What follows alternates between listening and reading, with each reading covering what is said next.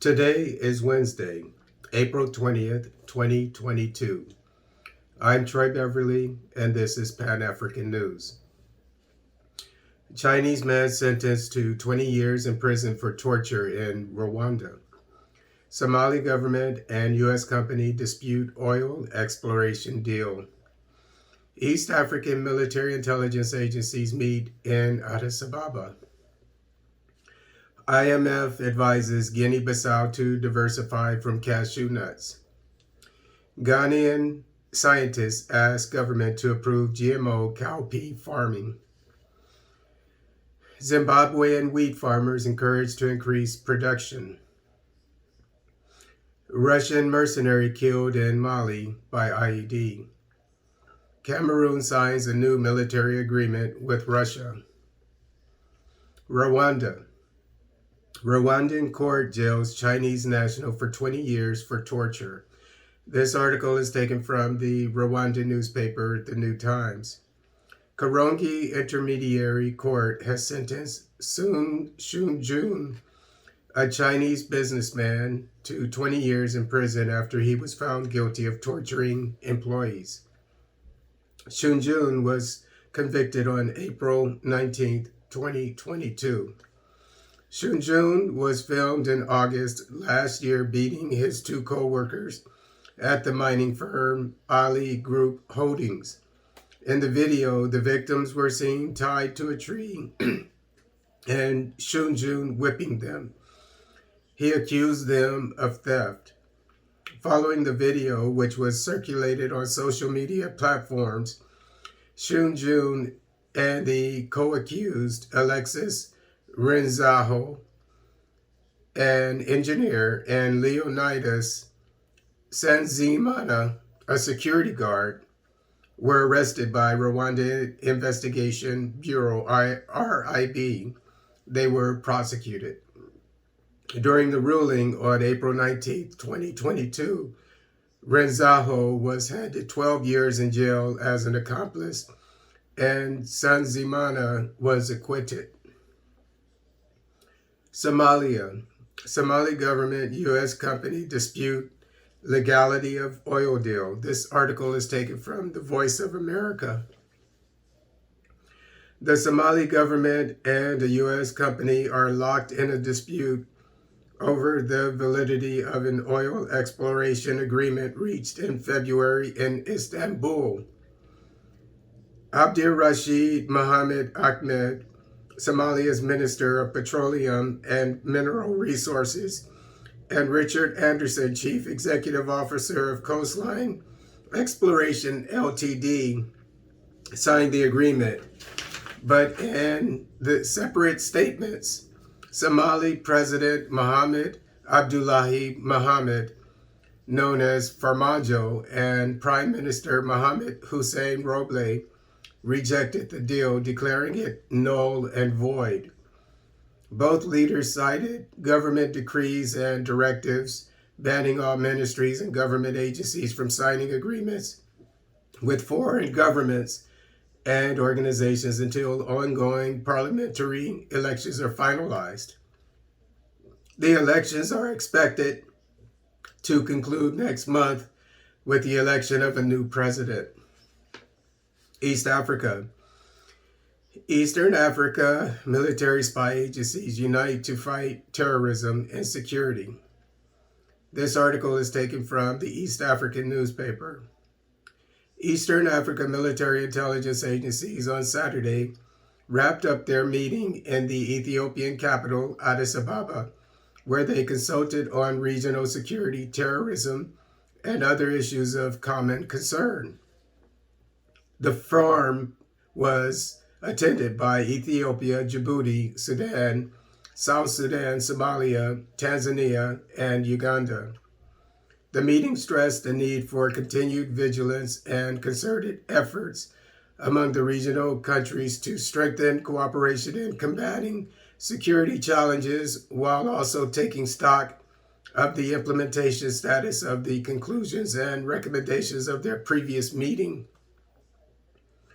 According to a statement issued by the Ethiopian Ministry of Defense, the military agency signed a memorandum of understanding to jointly combat terrorism and to counter anti-peace forces that pose threat to regional peace and security. In this regard, the military intelligence agencies agreed to jointly work together on border security, cybersecurity, social media, social issues, environmental protection, and youth unemployment, among others, in a bid to create a peaceful and secure Africa. Guinea Bissau. IMF to Guinea Bissau, relying on cashew nut diversify exports. This article is taken from the East African newspaper. Guinea Bissau's economy is excessively dependent on the production and export of cashew nuts, leaving the country highly exposed to fluctuations in international prices and local weather conditions, the International Monetary Fund, IMF, has said. As a way out, the IMF suggests that diversifying its output and exports can contribute to higher and more sustainable growth. Guinea-Bissau is one of the poorest countries in the world. It has the vital cashew nut crop as its main source of foreign exchange that provides a modest living for most of Guinea-Bissau's farmers. The West African country has a massive foreign debt and an economy that relies heavily on foreign aid. Ghana. Science activists urge National Biosafety Authority to approve GMO cowpea. This article is taken from the Ghanaian newspaper Joy Online. More than 100 science activists have, in a letter to the National Biosafety Authority, urged it to approve Ghana's first genetically modified crop, GMO cowpea. The letter, dated April 18, 2022, signed by 118 scientists and science activists, said GMO crops, including the cowpea, have been confirmed by thousands of scientific and research organizations in Ghana and worldwide to be as safe as their non-GMO counterparts.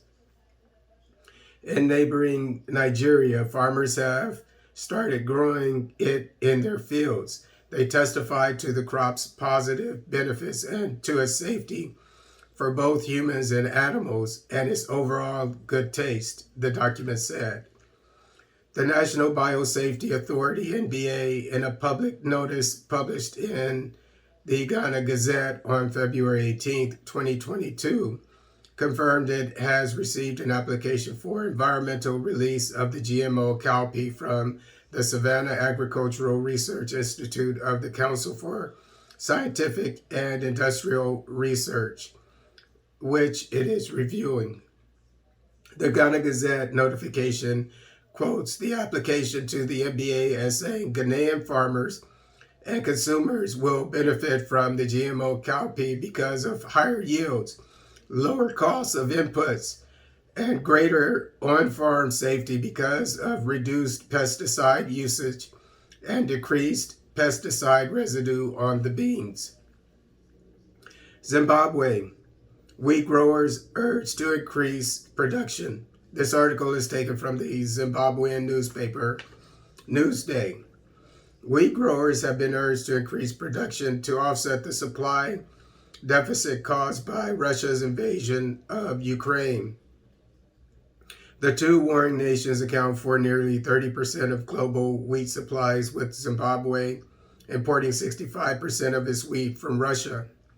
Zimbabwe Commercial Farmers Union President Shadrach Makombe said wheat growers need to act fast and begin preparations for the winter cropping season. Traditionally, farmers start planting winter wheat from April 26th to April 20th. Zimbabwe's Farmers Union Executive Director Paul Zachariah said Zimbabwe had the potential to produce enough wheat to meet its annual requirements. The country spends $100 million on wheat imports annually. Mali, a Russian element killed in an explosion. This article is taken from Actu Cameroon. A Russian element working with Malian forces in the fight against terrorism died in an explosion on Tuesday. According to information reported by RFI, a military vehicle jumped on an explosive device in the locality of Hombori in central Mali. Following the explosion, a Russian element working with the Malian army died of his injuries. RFI reports that after the attack, which would be the work of the Support Group for Islam and Muslims, JNIM, very active in the region, the Malian forces would have attempted a response by entering the city in large numbers and allegedly made arrests. Cameroon signs military agreement with Russia. This article is taken from Journal du Cameroon. In recent days, Joseph Betty Osomo, Cameroon's defense minister, made a discreet but remarkable visit to Moscow to sign a new military cooperation agreement between the two countries. This symbolic trip comes at a time when the Kremlin has relaunched its offensive in Ukraine. On 12 April, Cameroon and Russia signed a new military cooperation agreement. Joseph Betty Osomo, the presidency's minister delegate in charge of defense, had left Yaoundé the day before for Moscow, where he met with his Russian counterpart, Sergei Shugau. The newly signed military agreement, according to a document, will boost the fight against piracy. It will also ensure terrorism training, rescue mission in the sea, peacekeeping processes, exchange of security information on defense and security on the international domain. Russia and Cameroon signed a defense cooperation agreement aimed at boosting Cameroon's military as it combats Boko Haram militants. This agreement was signed on April 15th by Deputy Director of Technical and Military Service at the Russian presidency, General Anatoly Punchuk, and Cameroon's Defense Minister Edgar Alain Mebe Go.